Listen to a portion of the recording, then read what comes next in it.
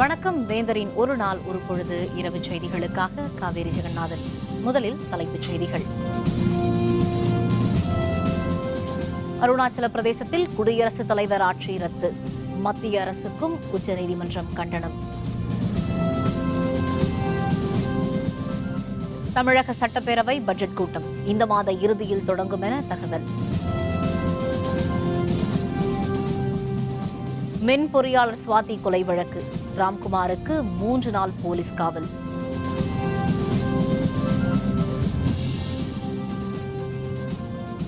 எம்ஜிஆரின் உறவினர் விஜயன் கொலை வழக்கு, குற்றவாளிகள் 7 பேருக்கும் ஆயுள் தண்டனை. அருணாச்சல பிரதேசத்தில் குடியரசுத் தலைவர் ஆட்சி நடைமுறைப்படுத்தப்பட்டதை ரத்து செய்துள்ள உச்சநீதிமன்றம் மத்திய அரசின் இந்த நடவடிக்கைக்கு கடும் கண்டனமும் தெரிவித்துள்ளது. அருணாச்சல பிரதேசத்தில் நபாம்துகி தலைமையில் காங்கிரஸ் ஆட்சி நடைபெற்று வந்தது. மொத்தம் 60 உறுப்பினர்களை கொண்ட சட்டப்பேரவையில் 47 எம்எல்ஏக்கள் காங்கிரஸைச் சேர்ந்தவர்கள். இந்த நிலையில் பாரதிய ஜனதாவின் தூண்டுதலில் காங்கிரஸ் ஆட்சிக்கு எதிராக 14 எம்எல்ஏக்கள் செயல்பட்டனர். இத்தகைய சூழலில் கடந்த ஆண்டு டிசம்பர் 16ஆம் தேதி சட்டப்பேரவையை ஆளுநர் கூட்டினார். பேரவை துணைத் தலைவர் 14 அதிருப்தி காங்கிரஸ் எம்எல்ஏக்களை தகுதி நீக்கம் செய்ததுடன் பேரவைத் தலைவரையும் நீக்கினார். அரசியல் குழப்பம் நிலவுவதாக கூறி மத்திய அரசு பரிந்துரைத்ததன் பேரில் அருணாச்சலில் குடியரசுத் தலைவர் ஆட்சி நடைமுறைப்படுத்தப்பட்டது. இதை எதிர்த்து உச்சநீதிமன்றத்தில் காங்கிரஸ் தரப்பில் வழக்கு தொடரப்பட்டது. இந்த வழக்கை விசாரித்த உச்சநீதிமன்றம் முதல்வர் நபாம்துகி தலைமையிலான அமைச்சரவையை கலைத்தது செல்லாது என்று கூறியுள்ளது. மத்திய அரசின் நடவடிக்கைக்கு கடும் கண்டனம் தெரிவித்துள்ள உச்சநீதிமன்றம் அருணாச்சல பிரதேசத்தில் பிறப்பிக்கப்பட்ட குடியரசுத் தலைவர் ஆட்சியை ரத்து செய்வதாக அறிவித்துள்ளது. மாநில ஆளுநர் ராஜ்கவாவின் முடிவுகளையும் உச்சநீதிமன்றம் ரத்து செய்துள்ளது. உச்சநீதிமன்ற தீர்ப்பை அடுத்து அருணாச்சல பிரதேசத்தில் மீண்டும் காங்கிரஸ் ஆட்சி அமைய உள்ளது. உச்சநீதிமன்ற தீர்ப்பு பற்றி அருணாச்சலில் காங்கிரஸ் முதல்வராக இருந்த நபாம்துகி மகிழ்ச்சி தெரிவித்துள்ளார். शुरू से मैं उम्मीद था कि सुप्रीम कोर्ट जस्टिस तो देगा ही देगा, क्योंकि देश का सबसे बहुत बड़ा उच्च न्यायालय है. डेमोक्रेसी को ये बचाया है. इस प्रकार से जो बीजेपी और बीजेपी का नेता लोगों ने चुने हुए सरकार को एक एक करके वो हटाने के लिए कोशिश किया.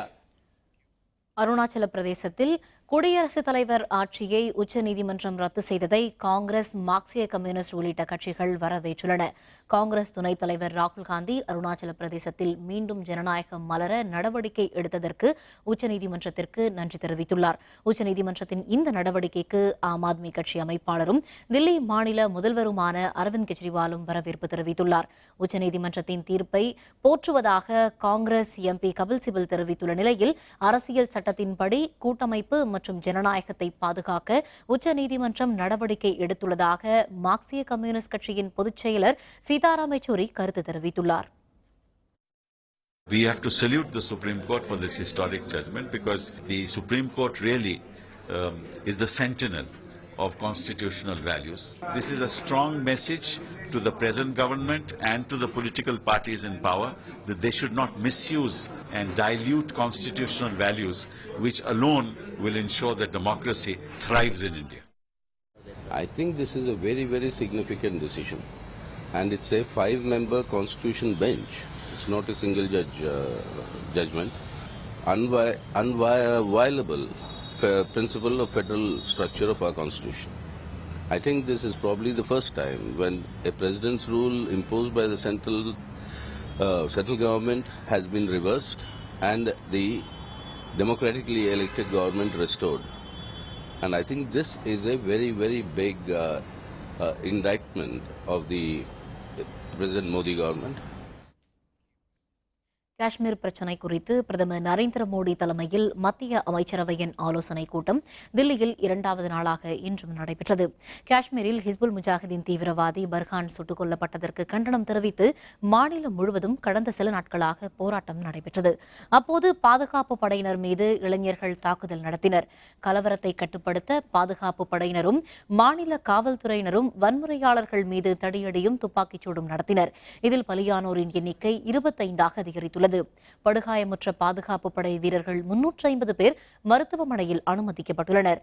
காஷ்மீரில் அமைதி திரும்பவும் இங்கு மேற்கொள்ள வேண்டிய நடவடிக்கைகள் பற்றியும் தில்லியில் பிரதமர் நரேந்திர மோடி தலைமையில் பிரதமர் அலுவலகத்தில் இன்று காலை 10:30 மணிக்கு மத்திய அமைச்சரவை ஆலோசனைக் கூட்டம் நடைபெற்றது.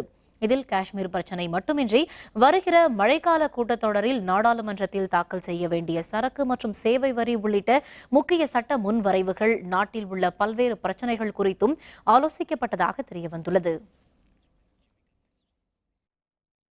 காவல்துறையினர் சங்கம் அமைக்க தார்மீக உரிமை இல்லை என்று கூறி சங்கம் அமைக்க வேண்டிய தாக்கல் செய்யப்பட்ட மனுவை தள்ளுபடி செய்து சென்னை உயர்நீதிமன்றம் உத்தரவிட்டுள்ளது. காவல்துறையினருக்கு சங்கம் அமைக்க வேண்டி ஓய்வு பெற்ற காவலர் சிவகுமார் என்பவர் சென்னை உயர்நீதிமன்றத்தில் மனு தாக்கல் செய்திருந்தார். இந்த மனு மீதான விசாரணை இன்று நீதிபதி ஜெயச்சந்திரன் முன்பாக விசாரணைக்கு வந்தது. அப்போது காவல்துறையினருக்கு சங்கம் அமைக்கவோ அல்லது அதனை நிராகரிக்கவோ தமிழக காவல்துறை தலைவருக்கு முழு அதிகாரம் உள்ளது என்றும் தமிழக அரசு காவல்துறையினருக்கு அனைத்து சலுகைகளை முறையாக வழங்கி வருகிறது என்றும் நீதிபதி ஜெயச்சந்திரன் கூறினார். காவல்துறையினர் சங்கம் அமைக்க தார்மீக உரிமை கிடையாது என்று கூறி காவல்துறையினர் சார்பில் தாக்கல் செய்த மனுவை தள்ளுபடி செய்து நீதிபதி ஜெயச்சந்திரன் தீர்ப்பளித்தார். போலீஸ் சங்கம் அமைக்க வேண்டும் என்று தார்மீகமாக உரிமை கோர முடியாது. தமிழக அரசினுடைய தலைமை காவல் அதிகாரி அவர்களுக்கு இதற்கு முழு அதிகாரம் உண்டு என்றும் இதில் தீர்ப்பு கூறி போலீஸ் சங்கம் அமைக்க வேண்டும் என்ற மனுவினை தள்ளுபடி செய்துள்ளார். மின் பொறியாளர் சுவாதி கொலை வழக்கில் குற்றவாளி ராம்குமாரை 3 நாட்கள் போலீஸ் காவலில் எடுத்து விசாரிக்க சென்னை பெருநகர 13வது குற்றவியல் நீதிமன்ற நீதிபதி கோபிநாதன் அனுமதி அளித்து உத்தரவிட்டுள்ளார்.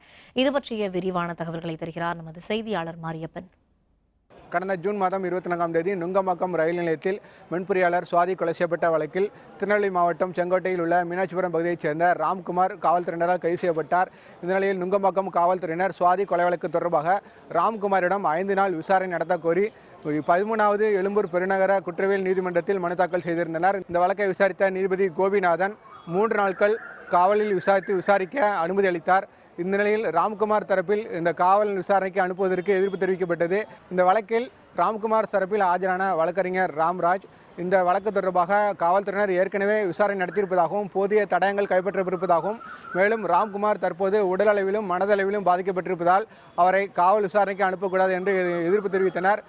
இந்த நிலையில் அரசு தரப்பில் ஆஜரான வழக்கறிஞர் குளஞ்சிநாதன் ராம்குமார் உடல் அளவிலும் மனதளவிலும் தயார் நிலையில் இருப்பதாகவும் இதற்கு மருத்துவர் சான்றளித்திருப்பதாக தெரிவித்தார். 3 நாள் விசாரணைக்கு பின் நீதிமன்றத்தில் ஆஜர்படுத்தப்பட இருப்பதாக தெரிவித்தார். அவர் முழுவதும் உடல் தகுதி பெற்றிருக்கார். அவரை நீதிபதி அவர்கள் டாக்டரை வைத்து விசாரணை செய்து எதிரி நல்ல மனநிலையில் உள்ளாரா என்பதை அறிந்து கொண்டுதான் அவரை நீதிமன்ற காவலுக்கு அனுமதிக்கப்பட்டார். ராம்குமார் தான் உண்மை குற்றவாளியா இல்லையா என்பதை பொறுத்து நாங்கள் பல கேள்விகள் எழுப்பியிருக்கோம். ராம்குமார் ஓட இயலாதவர், அவர் தப்பி போக எந்த நிலையிலும் முயற்சிக்க மாட்டார், வாய்ப்பில்லை. அதனால் அவரை எப்படி என்னிடமிருந்து எடுத்து செல்கிறீர்களோ அப்படியே கொண்டு வந்து ஒப்படைக்க வேண்டும் என்ற உத்தரவை பிறப்பித்துள்ளார். அவருடைய காயங்கள் முழுமையாக ஆறல அப்படிங்கிறத சிறைத்துறை மருத்துவரை இங்கே வந்து டெபாசிட் பண்ணியிருக்காரு. அதையும் பதிவு பண்ணியிருக்காரு நீதிபதி. தற்போது 3 நாள் காவலில் விசாரிக்க அனுமதி கொடுத்ததை தொடர்ந்து சுவாதி கொலை செய்யப்பட்ட வழக்கில் முழு காரணம் மற்றும் என்ன காரணங்களுக்காக சுவாதி கொலை செய்யப்பட்டார் என்பது குறித்த பல்வேறு உண்மை வெளியே வரும் என்று எதிர்பார்க்கப்படுகிறது. வேந்தர் செய்திகளுக்காக எழும்பூர் 13வது பெருநகர குற்றவியல் நடுவர் நீதிமன்றத்தில் இருந்து ஒளிப்பதிவாளர் இன்பாவுடன் மாரியப்பன். மறைந்த தமிழக முன்னாள் முதல்வர் எம்ஜிஆரின் வளர்ப்பு மகள் சுதாவின் கணவன் விஜயன் கொலை செய்யப்பட்ட வழக்கில் குற்றவாளிகள் 7 பேருக்கும் ஆயுள் தண்டனை விதித்து சென்னை பெருநகர முதன்மை அமர்வு நீதிமன்றம் இன்று தீர்ப்பளித்துள்ளது. எம்ஜிஆரின் வளர்ப்பு மகளான சுதாவின் கணவர் விஜயன் இவர் கடந்த 2008ஆம் ஆண்டு ஜூன் மாதம் 4ஆம் தேதி கோட்டூர்புரத்தில் சொத்து தகராறு காரணமாக கொலை செய்யப்பட்டார். இது தொடர்பாக விஜயன் மனைவி சுதாவின் தங்கை பானு மற்றும் கூலிப்படை அமர்த்தின் தந்த அவருடைய நண்பர் போலீஸ்காரர் கருணா மற்றும் கூலிப்படையைச் சேர்ந்த சுரேஷ், கார்த்தி, தினேஷ், சாலமன், வெங்கடேசன் உள்பட 7 பேர் கைது செய்யப்பட்டனர். பானுவின் தோழி புவனா வெளிநாட்டிற்கு தப்பிச் சென்றுவிட்ட நிலையில் அவரை தேடப்படும் குற்றவாளியாக காவல்துறை அறிவித்துள்ளது. சென்னை காவல்துறை இந்த வழக்கை விசாரித்து வந்த நிலையில் சிபிசிஐடி வசமிருந்து இந்த வழக்கு ஒப்படைக்கப்பட்டது. 79 சாட்சியங்களுடன் இந்த வழக்கை தாக்கல் செய்த சிபிசிஐடி காவல்துறை கடந்த 7 ஆண்டுகளாக இந்த வழக்கை நடத்தி வந்தது. இந்த வழக்கு விசாரணை முடிவடைந்த நிலையில் இன்று தீர்ப்பளித்த சென்னை பெருநகர முதன்மை அமர்வு நீதிமன்ற நீதிபதி ஜெயச்சந்திரன் விஜயன் கொலை வழக்கில் தொடர்புடைய 7 பேரும் குற்றவாளிகள் என்று தீர்ப்பளித்தார். மேலும் ஆளுக்கு தலா 10,000 ரூபாய் அபராதமும், கட்ட தவறினால் மேலும் 6 மாத கால சிறை தண்டனையும் அனுபவிக்க வேண்டும் என்று நீதிபதி ஜெயச்சந்திரன் உத்தரவிட்டார். இதையடுத்து குற்றவாளிகள் 7 பேரும் புழல் சிறைக்கு கொண்டு சென்று அடைக்கப்பட்டனர். கடந்த 8 ஆண்டுகளாக சென்னை முதன்மை செஷன் நீதிமன்றத்திலே நடைபெற்ற இந்த வழக்கிலே இன்றைக்கு தீர்ப்பு வழங்கப்பட்டது. அதாவது அரசு தரப்பிலே குற்றச்சாட்டுகள் முழுமையாக நிரூபிக்கப்பட்டுள்ளது என்று சொல்லி குற்றம் சுமத்தப்பட்ட 7 பேருக்குமே ஆயுள் தண்டனை வழங்கி தீர்ப்பளித்துள்ளார். சிபிசிஐடி விசாரித்த இந்த ஒரு வழக்கு ஒரு மிக சிக்கலான சவாலான ஒரு வழக்கு. மிக திறமையாக கையாண்ட சிபிசிஐடிக்கு நான் எனது நன்றியை தெரிவித்துக் கொள்கின்றேன். கொலை செஞ்சாங்கன்னா தண்டனை கிடைக்கும்னு தெரிஞ்சாதான் வேற எந்த ஃபேமிலிலையும் இந்த மாதிரி நடக்கக்கூடாது. ஜஸ்டிஸ் வந்து டிலே ஆனாலும் டினை ஆகல. கவர்மெண்ட்டுக்கு ரொம்ப தேங்க்ஸ். எந்த ஃபேமிலிலையும் இந்த மாதிரி நடக்கக்கூடாது. அவர் திருப்பி வரப்போறதில்ல. நான் ஜுடிஷியல் சிஸ்டம் நம்பினது வீண் போல. எனக்கு நியாயம் கிடைச்சிருக்கு. எங்கள் ஹஸ்பண்டுக்கு கொடுக்குற ஒரு சின்ன கிஃப்ட். தமிழக சட்டப்பேரவையின் நிதிநிலை அறிக்கை கூட்டத்தொடர் இந்த மாத இறுதியில் தொடங்க இருக்கிறது. இந்த கூட்டத்தொடரில் 2016-17 ஆண்டிற்கான நிதிநிலை அறிக்கையை நிதியமைச்சர் ஓ பன்னீர்செல்வம் தாக்கல் செய்ய இருக்கிறார். சுமார் 1 மாத காலம் நடைபெறவுள்ள கூட்டத்தொடர் குறித்த விரிவான தகவல்களை தருகிறார் நமது செய்தியாளர் சையத். தமிழக சட்டப்பேரவையின் நிதிநிலை அறிக்கை கூட்டத்தொடர் வருகின்ற 21ஆம் தேதி தொடங்கப்படலாம் என தலைமைச் செயலக வட்டார தகவல்கள் தெரிவிக்கின்றன. அதிமுக அரசு பொறுப்பேற்ற பிறகு கடந்த மே 25ஆம் தேதி 15வது சட்டப்பேரவையின் முதல் கூட்டம் நடைபெற்றது. அதனைத் தொடர்ந்து கடந்த மாதம் 16ஆம் தேதி ஆளுநர் உரையுடன் கூடிய கூட்டத்தொடர் 23ஆம் தேதி வரை நடைபெற்றது. அப்போது சட்டப்பேரவை கூட்டத்தொடர் தேதி குறிப்பிடப்படாமல் ஒத்திவைக்கப்பட்ட நிலையில் வருகின்ற 21ஆம் தேதி கூட்டம் தொடங்கப்படலாம் என்று எதிர்பார்க்கப்படுகிறது. அன்றைய தினம் நிதிநிலை அறிக்கை, அதாவது 2016-17 ஆண்டுக்கான நிதிநிலை அறிக்கையை நிதியமைச்சர் ஓ பன்னீர்செல்வம் தாக்கல் செய்ய இருக்கிறார். அதனைத் தொடர்ந்து 54 துறைகளின் மானிய கோரிக்கைகள் மீதான விவாதமும் இந்த கூட்டத்தொடரில் நடைபெற இருக்கிறது. இதற்கான ஏற்பாடுகளை தற்போது அரசு மும்முரமாக செயல்படுத்தி வருகிறது. வேந்தர் செய்திகளுக்காக சென்னை தலைமைச் செயலகத்திலிருந்து ஒளிப்பதிவாளர் விஜயுடன் சையது. திமுகவைச் சேர்ந்த முன்னாள் மத்திய அமைச்சர் ஜெகத் ரட்சகனின் வீடு மற்றும் அவரது தொழில் நிறுவனங்களில் வருமான வரித்துறை அலுவலர்கள் இன்று சோதனை மேற்கொண்டனர். திமுகவைச் சேர்ந்த ஜெகத் ரட்சகன் மதுபான ஆலை, கல்லூரிகள், நட்சத்திர விடுதிகள் என பல்வேறு தொழில்களை நடத்தி வருகிறார். இந்நிலையில் சென்னை, காஞ்சிபுரம், திருவள்ளூர் மற்றும் வேலூர் ஆகிய மாவட்டங்களில் அவருக்கு சொந்தமான மருத்துவக் கல்லூரி, மதுபான ஆலை உள்பட 40 இடங்களில் 100க்கும் அதிகமான வருமான வரித்துறை அலுவலர்கள் இன்று சோதனை மேற்கொண்டனர். கல்லூரிகளில் மாணவர் சேர்க்கையில் முறைகேடுகள் மற்றும் பல கோடி ரூபாய் வருமான வரி ஏய்ப்பு செய்துள்ளதாக வந்த தகவலின் அடிப்படையில் இந்த சோதனை நடைபெற்றுள்ளதாக தகவல் வெளியாகியுள்ளது. இந்த சோதனையின் போது பல முக்கிய ஆவணங்கள் கைப்பற்றப்பட்டுள்ளதாக வருமான வரித்துறை தரப்பில் கூறப்படுகிறது. இதேபோல் புதுச்சேரியில் ஊசுட்டேரியில் உள்ள லட்சுமி நாராயணா மருத்துவக் கல்லூரி, களிமங்கலையில் உள்ள அவரது வீடு மற்றும் நட்சத்திர விடுதியில் 30க்கும் அதிகமான வருமான வரித்துறை அலுவலர்கள் இன்று காலை முதல் சோதனை மேற்கொண்டனர்.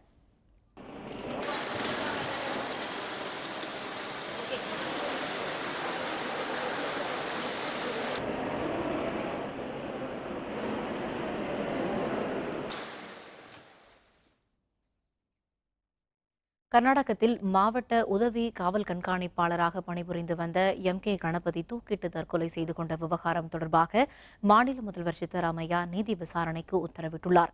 கர்நாடக மாநிலம் மங்களூரு மண்டல காவல்துறை அலுவலகத்தில் டிஎஸ்பியாக பணிபுரிந்து வந்தவர் M.K. கணபதி தனியார் விடுதியில் தங்கியிருந்தவர் கடந்த 7ஆம் தேதி தூக்கிட்டு தற்கொலை செய்து கொண்டார்.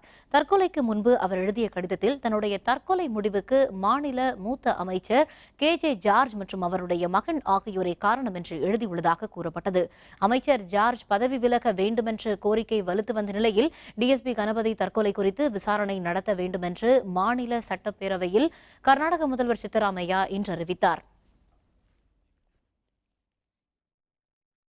மேற்கு குஜராத்தில் உள்ள ஜூனாகத் நகருக்கு அழகியா விருந்தாளிகளாக நேற்றிரவு 8 சிங்கங்கள் வந்து சென்றுள்ளன. குஜராத்தில் கிர்னார் வனப்பகுதிக்கு காப்பக எல்லையில் இருந்து 2 கிலோமீட்டர் தொலைவில் இருக்கிறது ஜூனாகத் நகர். நேற்று இரவில் 2 குட்டிகள் உள்பட 8 சிங்கங்கள் ஜூனாகத் நகரின் வீதிகளில் நடந்து சென்றிருக்கின்றன. கிர்னார் மலையில் இருந்து இறங்கிய அந்த சிங்கங்கள் அதிக அளவில் மக்கள் வசிக்கும் வீடுகள், பள்ளிகள், மருத்துவமனை போன்றவை இருக்கும் பகுதிகளில் வழியே சென்றிருக்கின்றன. இந்த சிங்கங்களின் இரவு நேர நகர்வல காட்சியை யாரோ ஒருவர் தன்னுடைய மொபைல் போனில் எடுத்து பரப்பியுள்ளார். சுமார் 1 மணி நேரம் நகர் பகுதிகளில் வலம் வந்த இந்த சிங்கங்கள் பின்னர் மீண்டும் காட்டுக்குள்ளேயே சென்றுவிட்டன. சிங்கங்களின் நகர்வலத்தால் ஜூனாகத் மக்கள் அதிர்ச்சியும் மகிழ்ச்சியும் அடைந்துள்ளனர்.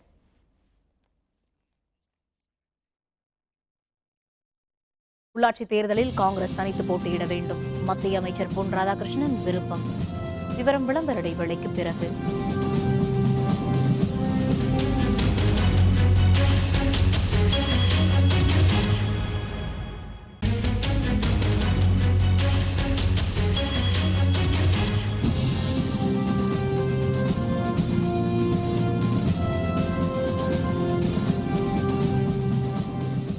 செய்திகள் தொடர்கின்றன.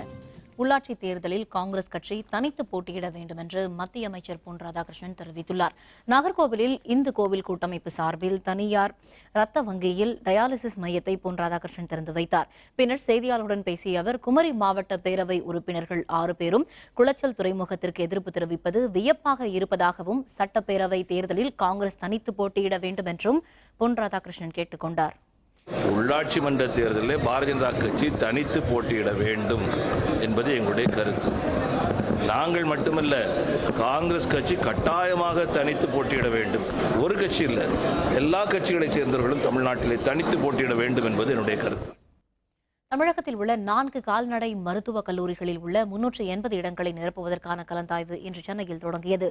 இது பற்றிய விரிவான தகவல்களை தருகிறார் நமது செய்தியாளர் புவனேஸ்வரி. தமிழ்நாடு கால்நடை மருத்துவ படிப்புக்கான கலந்தாய்வு இன்று தொடங்கியது. முதல் நாளான இன்று சிறப்பு பிரிவினருக்கான கலந்தாய்வு நடைபெற்றது. இந்த சிறப்பு பிரிவில் இன்று மாற்றுத்திறனாளிகளுக்கு 10 இடங்கள், விளையாட்டு பிரிவினருக்கு 5 இடங்கள், முன்னாள் இராணுவ படையினருக்கு 2 இடங்கள் என்று 17 இடங்கள் நிரப்பப்பட்டன. இதனை அடுத்து நாளை பொது பிரிவினருக்கான கலந்தாய்வு நடைபெற உள்ளது. இந்த பொது பிரிவினருக்கான கலந்தாய்வில் தமிழகத்தில் உள்ள 4 கால்நடை மருத்துவக் கல்லூரிகளில் உள்ள மொத்தம் 320 பிவிஎஸ்சி இடங்களும், கோழி இன தொழில்நுட்பத்தில் 20 இடங்களும், பால்வள தொழில்நுட்பத்தில் 20 இடங்களும், உணவு தொழில்நுட்பத்தில் 20 இடங்கள் என மொத்தம் 380 இடங்கள் நிரப்பப்பட உள்ளன. இன்று நடைபெற்ற கலந்தாய்வில் ஏராளமான மாணவ மாணவிகள் ஆர்வத்துடன் கலந்து கொண்டனர். வெட்டினரி கவுன்சிலிங் ஸ்போர்ட்ஸ் ஸ்பெஷல் கேட்டகரியில் நான் வந்து கலந்துருக்கேன். அதில் வந்து எனக்கு 3rd ரேங்க் கிடச்சிருக்கு. 12th நான் 1024 மார்க் எடுத்தேன். Cut off 172.75. இன்று தொடங்கிய இந்த கலந்தாய்வு வரும் 5ஆம் தேதி வரை நடைபெற உள்ளது. வேந்தர் செய்திகளுக்காக சென்னை கால்நடை மருத்துவக் கல்லூரியிலிருந்து ஒளிப்பதிவாளர் கார்த்திகுடன் புவனேஸ்வரி. திருநெல்வேலி மாவட்டம் தென்காசியை அடுத்த மேக்கரை பகுதியில் அமைந்துள்ள அடவி நயனார் அணையில் இருந்து பாசனத்திற்காக வினாடிக்கு 25 கனஅடிக்கு மிகாமல் இன்று தண்ணீர் திறக்கப்பட்டது. இதன் மூலம் நெடுவயல், அச்சன்புதூர், பன்பொழி உள்பட பகுதிகளில் உள்ள 2147 ஏக்கர் நிலங்கள் பாசன வசதி பெறும் என்றும், இன்று முதல் 105 நாட்களுக்கு தண்ணீர் திறந்து விடப்படும் என்றும் மாவட்ட ஆட்சியர் கருணாகரன் தெரிவித்தார். 132 கனஅடி கொள்ளளவு கொண்ட அடவி நாயனார் அணையில் தற்பொழுது 72 கனஅடி நீர் உள்ளது. அடவி நயனார் நீர்த்தேக்கத்திலிருந்து 2147.4 ஏக்கர் நிலங்களுக்கு பாசன வசதிக்காக தண்ணீர் திறந்து விடப்படுகிறது. இந்த தண்ணீரை சிக்கனமாக பயன்படுத்தி விவசாயிகளை அதிக மகசூல் பெறுமாறு இந்த தருணத்தில் கேட்டுக்கொள்கின்றேன். செங்கத்தில் நேற்று முன்தினம் ஆட்டோ டிரைவர் ராஜா மற்றும் அவரது குடும்பத்தினரை தாக்கிய காவலர்களை பணி நீக்கம் செய்ய வலியுறுத்தி ஆட்டோ ஓட்டுநர்கள் இன்று வேலைநிறுத்த போராட்டத்தில் ஈடுபட்டனர். திருவண்ணாமலை மாவட்டம் செங்கத்தில் நேற்று முன்தினம் ஆட்டோ டிரைவர் ராஜா மற்றும் அவரது மனைவி மற்றும் அவரது மகன் சூர்யா ஆகிய 3 பேரையும் செங்கம் பஜார் வீதியில் காவலர்கள் 3 பேர் தடியால் அடித்து தாக்குதல் நடத்தினர். மனித உரிமைக்கு எதிராக இந்த சம்பவத்திற்கு அனைத்து தரப்பு மக்களும் கண்டன குரல்களை எழுப்பி வருகின்றனர். இதனிடையே செங்கத்தில் ஆட்டோ ஓட்டுநர் ராஜா தாக்கப்பட்டதை கண்டித்தும் தாக்குதலை நிகழ்த்திய காவலர்களை பணி நீக்கம் செய்ய வலியுறுத்தியும் சுமார் 100க்கும் மேற்பட்ட ஆட்டோ ஓட்டுநர்கள் இன்று வேலைநிறுத்த போராட்டத்தில் ஈடுபட்டனர். ராமநாதபுரம் மாவட்டம் ராமேஸ்வரத்திற்கு தனது பாட்டியுடன் சுற்றுலா வந்த சிறுவன் ஒருவன் பாம்பன் பால சாலையை கடக்க முயற்சித்தபோது அரசு பேருந்து மோதி பலியானான். திருப்பூர் மாவட்டம் உடுமலைப்பேட்டையைச் சேர்ந்த ஈஸ்வரன் என்பவரின் மகன் அஸ்வின் தனது பாட்டியுடன் ராமேஸ்வரத்திற்கு சுற்றுலா சென்றார். பின்னர் ஊர் திரும்பும் வழியில் பாம்பன் பாலத்தில் நின்று அருகில் உள்ள தூக்கு பாலத்தில் செல்லும் ரயிலை அவர்கள் வேடிக்கை பார்த்தனர். அப்போது சாலையை கடக்க முயன்ற அஸ்வினை அந்த வழியே ராமேஸ்வரத்தில் இருந்து நாகூர் சென்று கொண்டிருந்த அரசு பேருந்து மோதியது. மருத்துவமனைக்கு அழைத்துச் செல்லப்படும் வழியிலேயே அஸ்வின் உயிரிழந்தார்.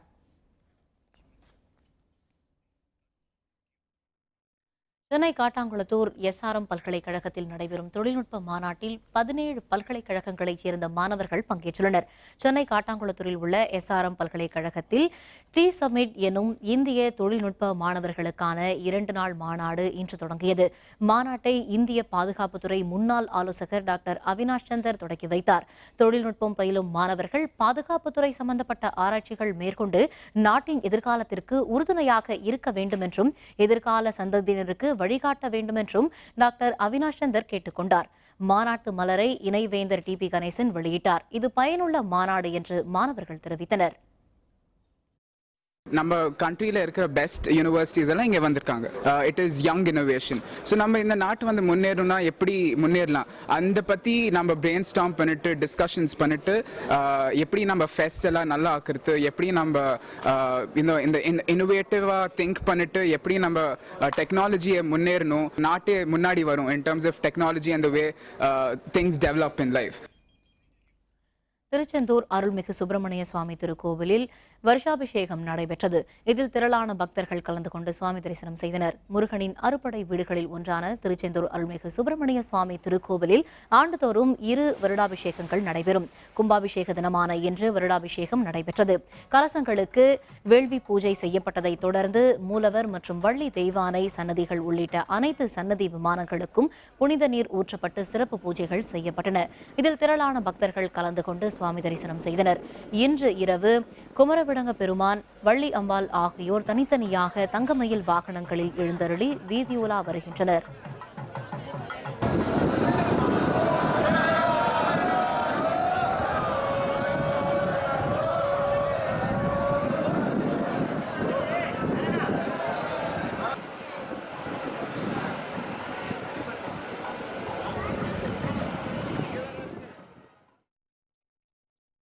ஹங்கேரியில் அடுத்த சுற்று ஃபார்முலா 1 கார் பந்தயம். முனைப்பான பயிற்சியில் ஈடுபட்ட வீரர்கள். விவரம் விளம்பர இடைவேளைக்கு பிறகு.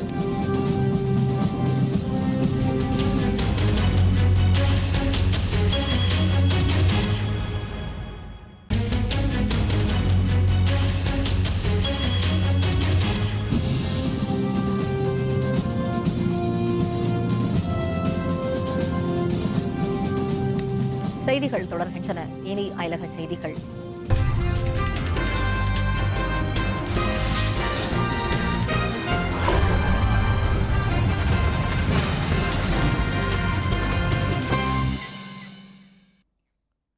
இத்தாலியில் 2 பயணிகள் ரயில்கள் நேருக்கு நேர் மோதிக்கொண்ட விபத்தில் மீட்புப் பணிகள் தொடர்ந்து நடைபெற்ற நிலையில் பலி எண்ணிக்கை 27 உயர்ந்துள்ளது.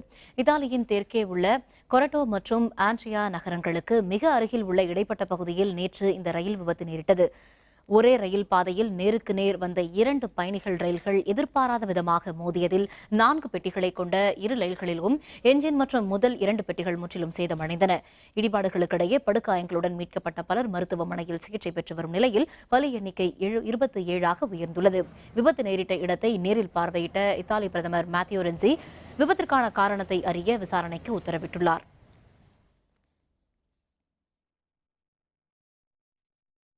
கூட்டணியில் இடம்பெற நேபாள கம்யூனிஸ்ட் கட்சியான மாவோயிஸ்ட் கட்சி அரசுக்கு அளித்த ஆதரவை திரும்ப பெற்றதை தொடர்ந்து பிரதமர் KP ஒலி தலைமையிலான நேபாள அரசுக்கு நெருக்கடி ஏற்பட்டுள்ளது.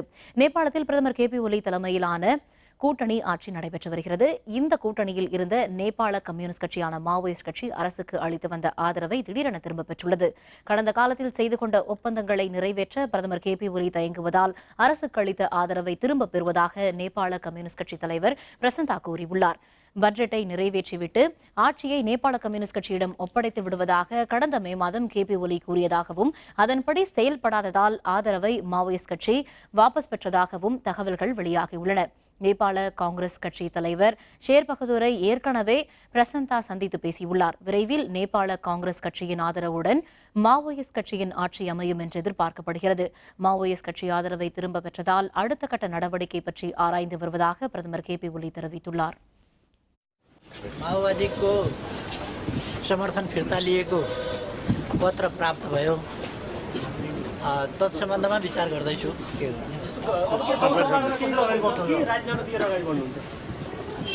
भनिसकिन्छ, विचार गर्दैछु। पत्र प्राप्त भयो। जुन निर्णय गर्नुभएको छ त्यो 14 सहमतिको उल्लङ्घन उहाँहरूले गर्नुभएको छ। अब त्यसबाट हामी नेपाली जनता सँगसँगै हामीले देशलाई राजनीतिको स्थायित्वका साथ संविधान निर्माण गर्ने बाटोमा अगाडि लैजाने भन्ने जुन कुरा हामीले सोचेका थियौँ त्यसमा अब कसरी जाने भन्ने प्रश्न उठेको छ। अब यस सम्बन्धमा हामीले राजनीतिक दलहरूसँग छलफल गर्ने, आफ्नो पार्टीमा पनि छलफल गर्ने।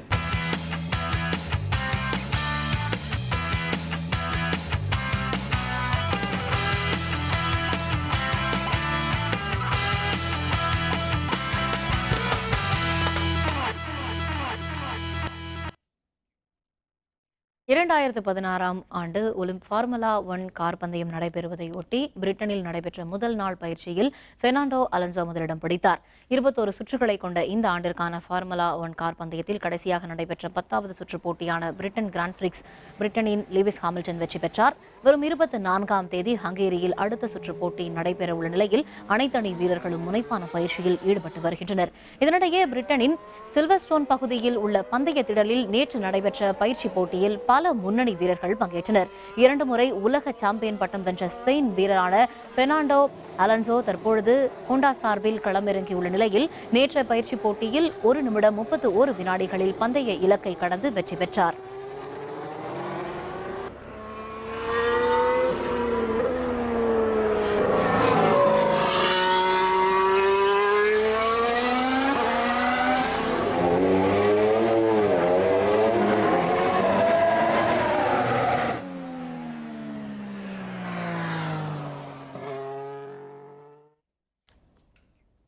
மீண்டும் தலைப்புச் செய்திகள்.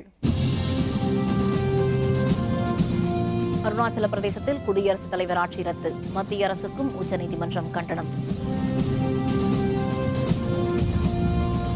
தமிழக சட்டப்பேரவை பட்ஜெட் கூட்டம் இந்த மாத இறுதியில் தொடங்கும் என தகவல். மென் பொறியாளர் சுவாதி கொலை வழக்கு, ராம்குமாருக்கு 3 நாள் போலீஸ் காவல்.